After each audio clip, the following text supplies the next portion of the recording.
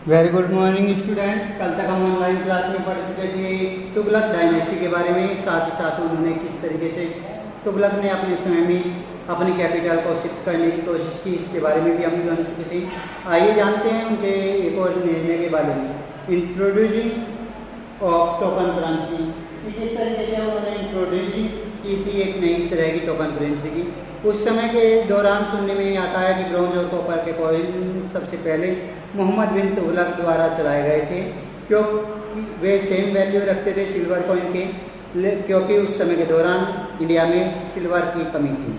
He introduce bronze and copper coin, जिसके कारण उन्होंने ब्रॉन्ज और कॉपर के कॉइन चलाए थे या सिक्के चलाए थे। सुल्तान ने काफ़ी चेक किया, लेकिन लार्ज नंबर पर इसका प्रोडक्शन होने लगा था। कुछ लोग खुद से ही ये सिक्के बनाने लगे थे, जिसके कारण एक साथ बहुत सारे सिक्के मार्केट में आ गए थे, जिसके कारण सुल्तान ने इन्हें विड्रॉल कराने की मांग रखी और अपने पास से ब्रॉन्ज और कॉपर के सिक्कों के बदले चांदी के सिक्के दिए, जिसके कारण उन्हें बहुत लॉस झेलने को मिला।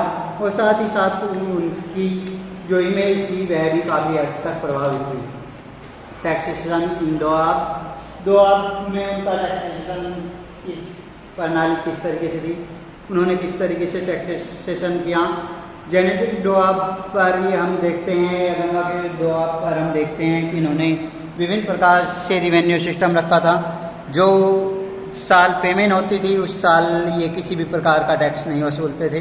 टैक्सेशन वर इंकरेज टू पे टू स्टैंडिंग आर्मी, टैक्स जो लिया जाता था वो स्टैंडिंग आर्मी द्वारा लिया जाता था। Peasant fill the village and Mohammad Tughlaq to harsh measure to capture the punish them. साथ ही साथ पीसेंट अगर मोहम्मद तुगलक को रिवेन्यू नहीं देते थे तो उन्हें हरेस किया जाता था। Large area of the lead waste resulting in a several famine, इसकी वजह से बहुत सारी आपदाएं देखने को मिली। The sultan has to provide 6 month supply for the royal granary cheap rate. ऐसी स्थिति में, अकाल की स्थिति में सुल्तान ने अपने राजसी भंडार गृह में से विभिन्न प्रकार से अनाज को कम दामों पर प्रोवाइड कराया। Peasant had to given loan to restore cultivation, peasant ने लोन लेना शुरू कर दिया था और रिस्टोर करनी शुरू कर दी थी अपनी खेती को।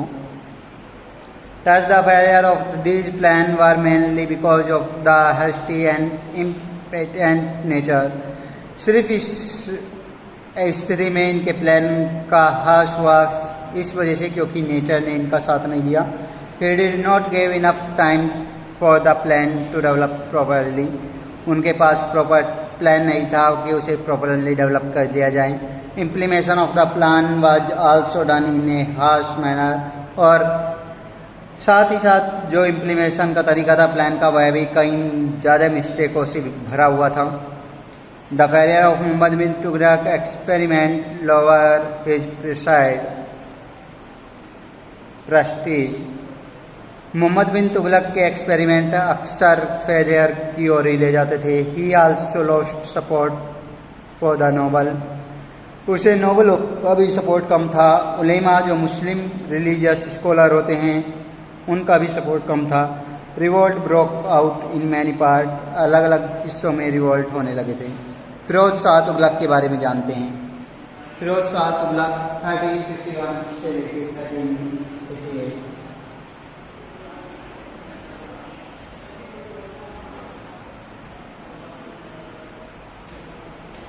आइए जानते हैं उन्होंने अपने शासनकाल को कैसे चलाया। Mohammad bin Tughlaq was the succeeded by the cousin of Firoz Shah Tughlaq.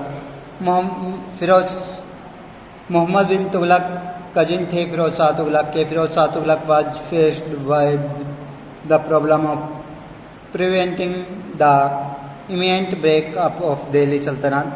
Firoz Shah Tughlaq ने सबसे पहले प्रॉब्लम फेस की दिल्ली सल्तनत के टूटने की। He adopt a policy of trying to please the noble, सबसे पहले उसने अडॉप्ट की एक नई पॉलिसी जिसके द्वारा वह नोबलों को, आर्मी को और मुस्लिम प्राइस्टों को अपने कब्जे में लेना चाहता था या फिर उन्हें अपने प्रलोभन में लेना चाहता था।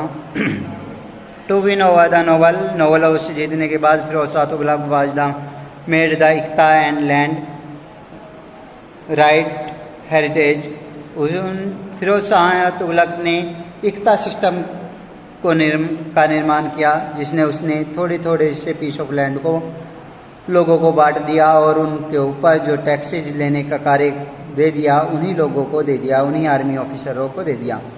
Firoz also took up many welfare measures. Firoz ने विभिन्न प्रकार के वेलफेयर मेजर किए, जिसमें हॉस्पिटल्स में ट्रीटमेंट कराए उसने, ग्रामीण लोगों के, पुअर लोगों के, उसने कुएं खुदवाए, इरिगेशन कैनल्स का निर्माण कराया। These canals were meant for irrigation purpose. इनका यूज इरिगेशन पर्पस के लिए होता है। आप फिरोज शाह तुगलक के किले को भी देख सकते हैं। इसके अलावा हिसार हरियाणा, फिरोजाबाद उत्तर प्रदेश, इसके कुछ एग्जाम्पल है जो उसने सिटी बनाई हैं। फिरोज शाह कोटला के नाम से दिल्ली में इन्होंने अपनी फोर्टिफाइड सिटी का निर्माण किया था। इन्होंने 5th कैपिटल दिल्ली को बनाया था। Today Firoz Shah Kotla is the famous for sport stadium. आज फिरोज शाह कोटला अपने स्पोर्ट स्टेडियम के कारण प्रसिद्ध है।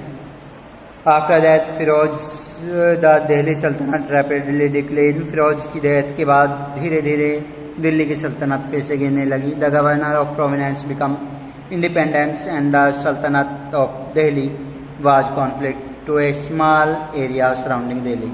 और इस तरीके से गवर्नर जो थे उस प्रोविनेंस के तो स्वतंत्र हो गए और दिल्ली छोटे हिस्सों में बंटने लगा।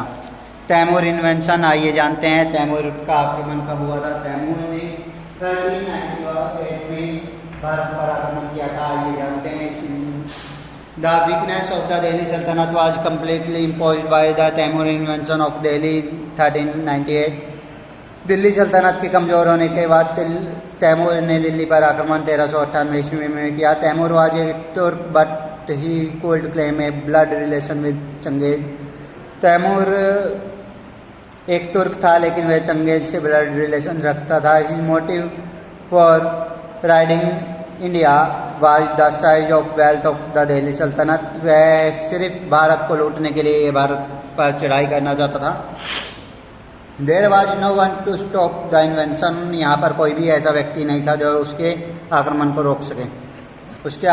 रोक सके, ऐसी स्थिति देखने को मिलती थी। और साथ ही Timur army ransacked and plundered to various town on the way of the Delhi. उस तैमूर की आर्मी ने बहुत सारे क्षेत्रों को कब्जे में करते हुए उन्हें लूटते हुए आ रही थी। Timur then enter Delhi too and looted. जब तैमूर दिल्ली में आया तो उसने उसे पूरी तरीके से लूट लिया और बहुत सारे लोगों को मार गिराया। Timur appointed Khizr Khan as his deputy. Timur ने खैजर खां को अपना डिप्टी बनाया। Khizr Khan the governor of Multan. Khizr Khan को मुल्तान का गवर्नर बनाया गया। लाहौर एंड दिलपालपुर, लाहौर और दिलपालपुर भी उसके अंदर में रहे।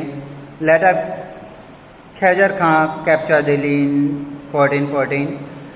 उसके बाद खैजर खां ने 1414 में दिल्ली को अपने कब्जे में ले लिया और सैयद डायनेस्टी का निर्माण किया। सैयद डायनेस्टी 1414 से लेकर 1451 ईस्वी तक रही।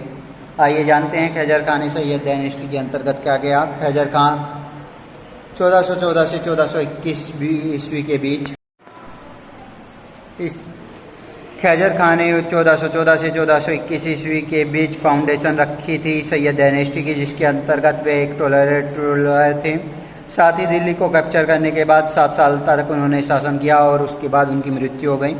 उसके बाद उनके बेटे मुबारक शाह 1421 से 1434 ईस्वी के बीच शासन में रहे, जिन्होंने विभिन्न प्रकार के विद्रोहों को झेला जो नोबलों के थे।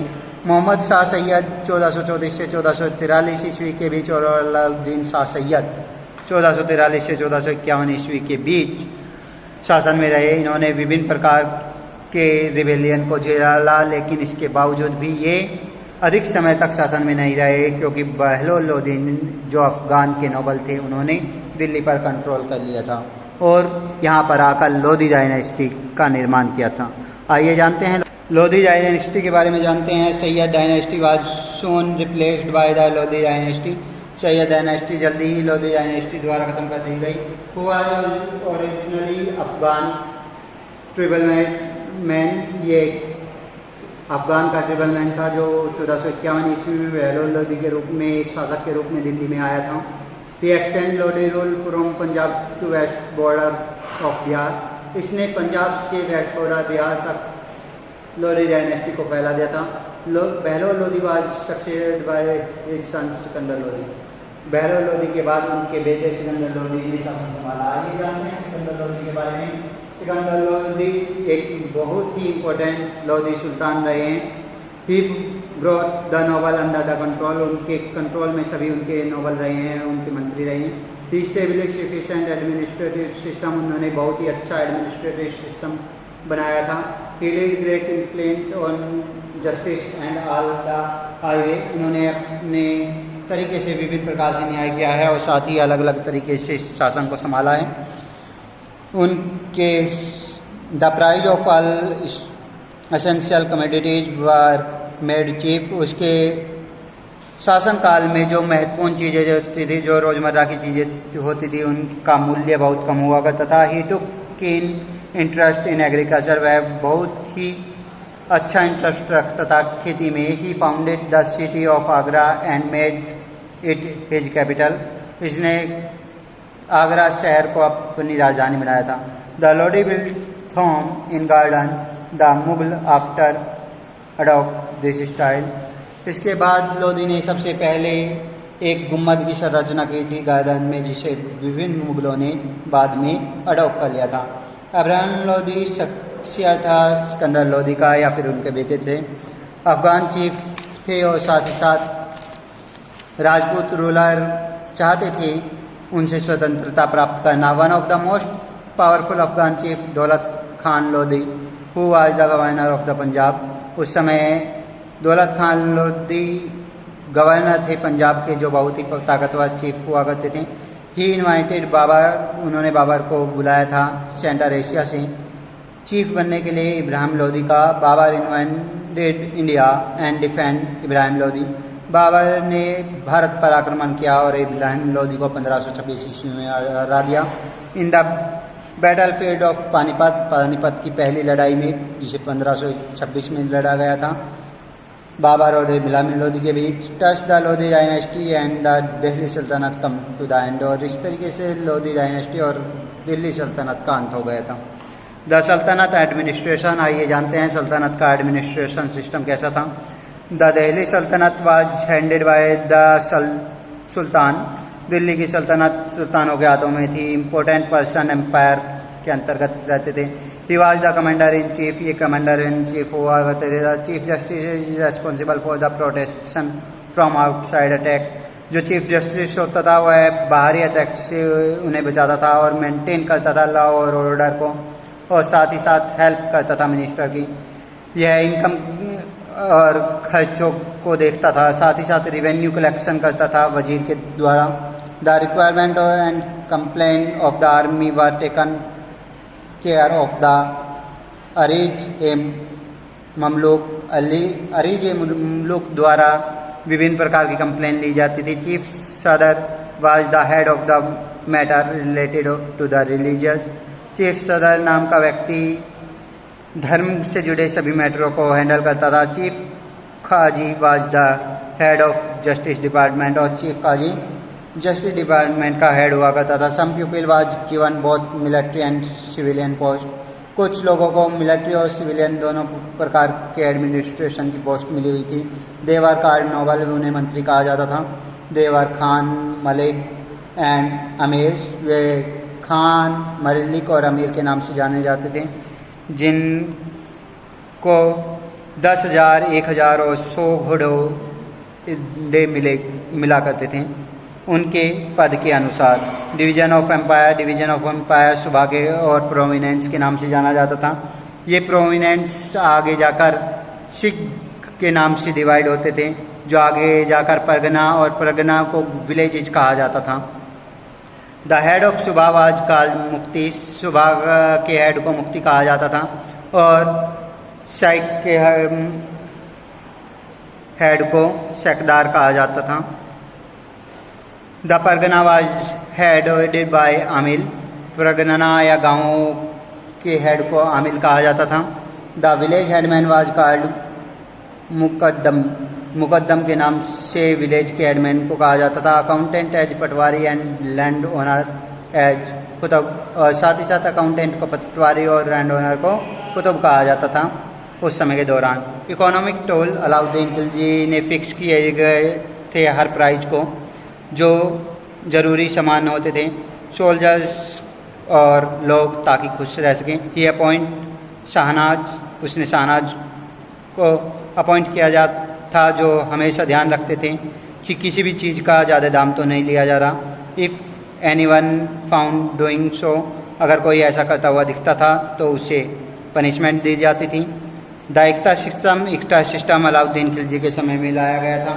दिल्ली सल्तनत के दौरान अलाउद्दीन खिलजी ने इक्ता सिस्टम को इकतदारी के अंतर्गत रखा। इक्ता एक प्रकार का पीस ऑफ लैंड हुआ करता था जो लोगों को सेंड कर दिया जाता था और इकतदार कलेक्ट करता था वहाँ से रिवेन्यू को।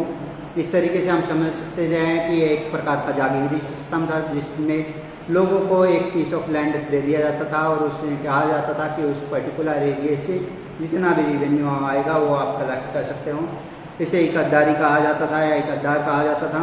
The iqtadar also had the maintain a small contingents to top the assist the king and military campaigning. इकतदार अपने आप में एक छोटे राजा की तरह कार्य करता था। Alauddin Khilji imposed heavy responsibility on his military commander, और इस तरीके से अलाउद्दीन खिलजी के पास एक बहुत बड़ी रेस्पॉन्सिबिलिटी थी एक मिलिट्री कमांडर के रूप में जो स्ट्रिक्टली अंडर कंट्रोल में रहती थी। इस तरीके से हम अपना ये लेसन कंप्लीट करते हैं और आपको इसके बुक वर्क को फाइंड करके लाना है। Complete book work find out करके लाना है आपको।